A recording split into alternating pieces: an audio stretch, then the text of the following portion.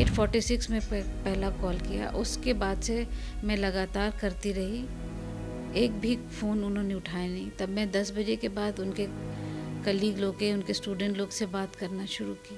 और अचानक यहाँ से निकलना और उनका गायब हो जाना कहीं न कहीं ये दर्शाता है कि इसके पीछे कुछ न कुछ है। डीजीपी भट्टी साहब, स्वास्थ्य मंत्री जी, मुख्यमंत्री इस चीज़ को संज्ञान लेके और इमीडिएटली जितना जल्दी हो सके उनको खोज कर लाए हमारे बीच में। नमस्कार, आप लाइव स्टिक्स देख रहे हैं। मैं हूं आपके साथ रोहित वर्मा।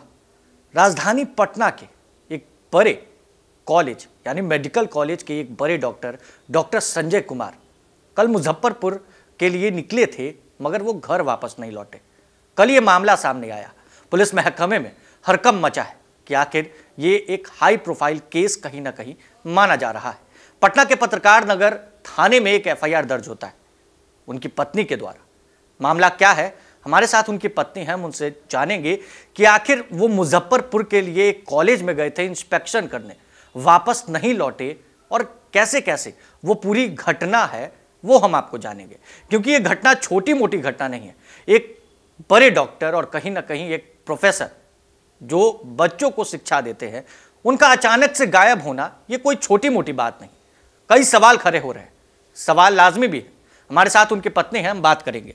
मैम, क्या था, कल एक एफआईआर दर्ज होता है पटना के पत्रकार नगर में, आपके द्वारा दर्ज किया गया है। कॉल आपने किया, कैसे पूरी मतलब थोड़ा सा उसको बताइएगा। करीब करीब 7 साढ़े 7 बजे निकले हैं घर से, ये कह के कि मुझे अचानक से इंस्पेक्शन में जाना पड़ रहा है। तो हमने कहा भी कि कुछ कपड़े पर रखने, तो बोले नहीं, जल्दी सवेरे जल्दी रात में चले जाएंगे, होटल में ठहरेंगे, सवेरे जल्दी करके इंस्पेक्शन करके लौट आएंगे।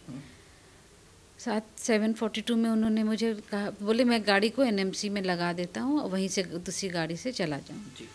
7:42 में उन्होंने मुझे कॉल किया कि गाड़ी लगा दिए हैं, आज बहुत जाम था। तो मैं ठीक है, वहाँ पहुँच के फ़ोन कर देना। फिर मैं अपना काम वाम कर रही थी। उसके बाद 1-1.5 घंटे के बाद मैंने कॉल किया कि अब तो पहुँचने पे होंगे। 8:46 में पहला कॉल किया। उसके बाद से मैं लगातार करती रही, एक भी फ़ोन उन्होंने उठाया नहीं। तब मैं 10 बजे के बाद उनके कलीग लोग के, उनके स्टूडेंट लोग से बात करना शुरू की। सबसे पूछ रही हूँ कहीं मालूम है, किसी को कुछ पता नहीं चल रहा था। फिर यही करते करते 11 साढ़े 11 बज गया। फिर मेरी बहन है, आईएएस है, डिम्पल वर्मा, लखनऊ में, और मेरे जीजा जी हैं Prashant Kumar, ADJ law and order में। तो फिर मैंने उनको फ़ोन किया कि जीजा जी पता नहीं चल रहा, संजय फ़ोन नहीं उठा रहे। तो उन्होंने नंबर मांगा, वो किधर गए हैं, बोले हमसे कहें कि मुजफ्फरपुर। तो एसपी मुजफ्फरपुर को उन्होंने फ़ोन किया और वहाँ से फिर उन्होंने कॉल ट्रैकिंग शुरू किया और 1-1.5 घंटे के बाद मुझे बताया गया कि गाय घाट के पास लोकेशन मिल रहा है। उसके थोड़ी देर बाद बताया गया कि पुल के ऊपर गाड़ी भी लगी हुई। गाड़ी का डिटेल उन्होंने मांगा था तो मैंने दिया था, गाड़ी भी लगी हुई है। फिर मैं यहाँ से, मेरे एक फैमिली फ्रेंड है, उनके साथ गई वहाँ पर। यहाँ जो घर में चाबी थी उसके साथ उसको लेके गई और वहाँ पर पुलिस एक वैन में बैठी थी। मैंने पूछा कि गाड़ी खोलूँ। पुलिस ने आपको कॉल किया कि गाड़ी यहाँ पे मिली? हाँ। तो फिर मैंने पूछा कि गाड़ी खोलूँ, तो बोले कि हाँ खोलिए। तो हम खोले। तो यूजुअली फ़ोन रखते हैं म्यूज़िक सिस्टम के नीचे, वहाँ पर फ़ोन नहीं था। तो मैंने अपने फ़ोन से कॉल की, देख चश्मा रखा हुआ था, मैंने अपने फ़ोन से कॉल किया तो देखिए फ़ोन गाड़ी में ही बज रहा था। तो डैशबोर्ड के अंदर दोनों फ़ोन ऑफ नहीं था? नहीं, दोनों फ़ोन ऑन था, डैशबोर्ड के अंदर फ़ोन था। ये मुझे बहुत आशा लगा, बिकॉज डैशबोर्ड में कभी फ़ोन नहीं रखते हैं, ब्लूटूथ से कनेक्ट करना नहीं जानते, इसलिए फ़ोन को हमेशा म्यूज़िक सिस्टम के नीचे गियर के ऊपर ही में वहीं पर रखते। कोई रैंडम कॉल आपको अब तक आया? अभी तक कोई कॉल नहीं आया है। और उसके बाद उनका जिन से बात की हैं सब लोग उनके फ़ोन पर मिस्ड कॉल दिए हुए हैं। जब फ़ोन मेरे हाथ में आ गया तो फिर हम घर में आ कर के फिर सब कॉल पर लगा के पूछने लगे।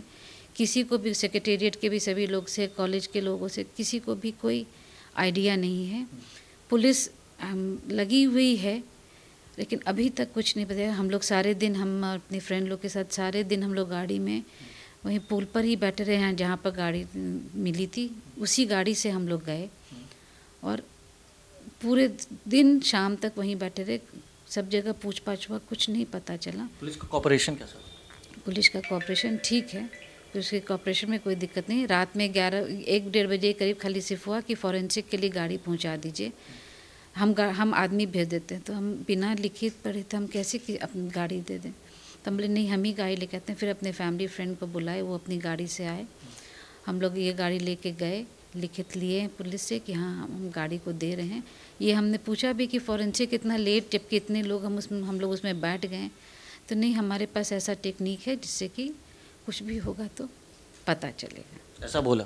ऐसा पुलिस ने बोला है। अच्छा, तो क्या लगता है मैम, पुलिस जल्द से जल्द ढूंढ कर निकाल लेगी? अभी भी तो बोल रहे हैं कि लोग अब फिर दोबारा सब जगह सीसीटीवी सब खंगाल रहे हैं, कर रहे हैं, लेकिन पुल पर आश्चर्यजनक कोई भी सीसीटीवी काम नहीं कर। अगर पुल पर सीसीटीवी काम करते रहता तो इतनी दिक्कत होती ही नहीं।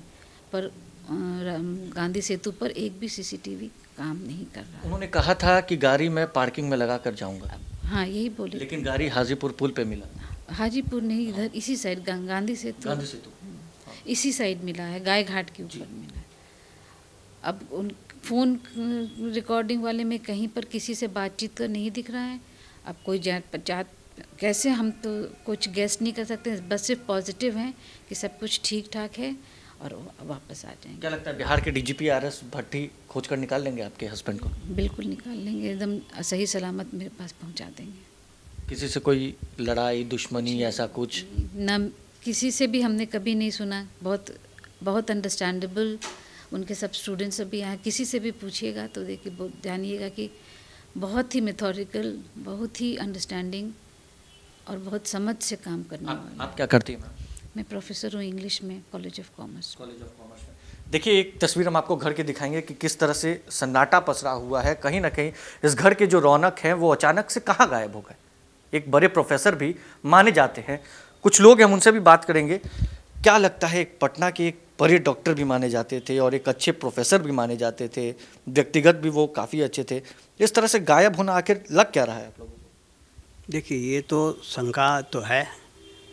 अचानक वो अपने कुछ करने वाले तो नहीं थे, और अचानक यहाँ से निकलना और उनका गायब हो जाना कहीं न कहीं ये दर्शाता है कि इसके पीछे कुछ न कुछ है। उम्मीद है कि पटना पुलिस जल्द से जल्द ढूंढ कर निकालनी चाहिए। अगर सरकार चाहेगी तो पुलिस जरूर सहयोग करेगी। IMA भी इनके साथ खड़ी हो गई है। IMA इनके साथ है। क्या लगता है सर, इस तरह से एक डॉक्टर का, एक जो डॉक्टर जो ना कभी किसी से लड़े हों ना कभी झगड़े हों, इस तरह से गायब होना, कुछ आशंका? ये काफ़ी दुखद बात है और ऐसा होना नहीं चाहिए। लेकिन हम लोग पॉजिटिव हैं कि डीजीपी भट्टी साहब, स्वास्थ्य मंत्री जी, मुख्यमंत्री इस चीज़ को संज्ञान लेके और इमीडिएटली जितना जल्दी हो सके उनको खोज कर लाए हमारे बीच में, जिससे कि न्याय की स्थापना हो सके। चलिए, तो देखिए किस तरह से घर के लोग हैं वो आस लगा कर बैठे हैं कि डॉक्टर साहब कब घर वापस लौटेंगे। बिहार के डीजीपी आरएस भट्टी ये कहते हैं कि अपराधियों को दोहराइए, तो इन्होंने अनुरोध भी किया है बिहार के डीजीपी आरएस भट्टी से कि जल्द से जल्द डॉक्टर संजय कुमार को ढूंढ कर निकाल लीजिए। हालांकि आज तक उन्होंने किसी से लड़ा नहीं, झगड़ा नहीं। मुजफ्फरपुर के लिए वो निकले, उनकी गाड़ी मिलती है गाय घाट के पास पुल पर। तो अब देखना है कि पटना पुलिस सीसीटीवी फुटेज को खंगाल रही। सिटी एसपी और साथ में एएसपी सचिवालय और सदर काम्या मिश्रा ने भी कल कहा था कि सीसीटीवी फुटेज को खंगाला जा रहा है। रास्ते में जितने भी सीसीटीवी फुटेज, सीसीटीवी कैमरास लगे हैं उसको पटना पुलिस खंगाल रही है। तो इंतजार है बस उसका कि कब तक डॉक्टर संजय घर वापस लौटते हैं, कब तक पुलिस इस मामले को सुलझा लेती है।